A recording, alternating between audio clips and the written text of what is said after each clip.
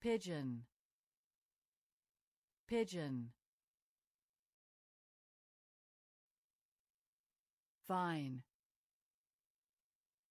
fine. Sleek, sleek.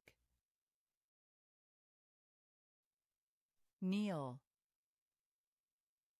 kneel. Inspect,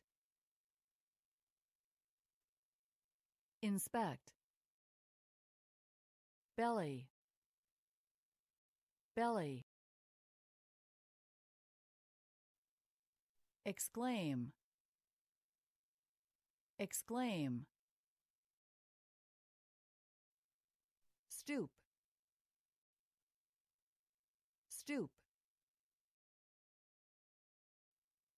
Examine, examine. Already, already. Expect, expect.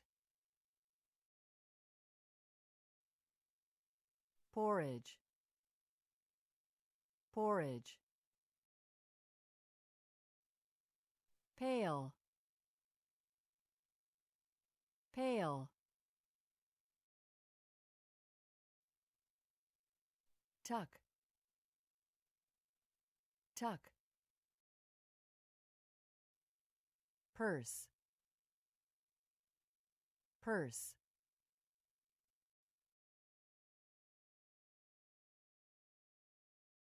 If you can't stand the heat, get out of the kitchen. If you can't tolerate the pressures of a particular situation, remove yourself from that situation. When Chris got a position as a legal secretary with one of the most prestigious law firms in the city, he was elated. However, it was not long before he became snowed under with work.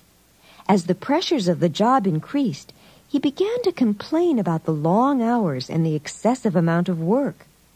One day, after a fellow employee heard him complain once again about the stack of paperwork on his desk, she quite bluntly told him, "If you can't stand the heat, get out of the kitchen." Actually, Chris had been thinking about quitting. After only 3 months on the job, it became apparent to him that since he could not handle the pressures of the job, he should leave the firm and seek employment elsewhere. The only reason he had been hanging on was because good jobs were so hard to come by.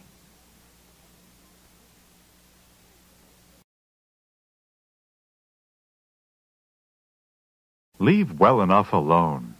Don't try to improve something that is already satisfactory. Greetings, Vicky.